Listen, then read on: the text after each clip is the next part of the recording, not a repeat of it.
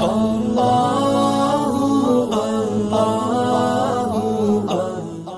اللہ الرحمن الرحیم۔ یا شافی الامراض، اے بیماروں کو شفا دینے والے۔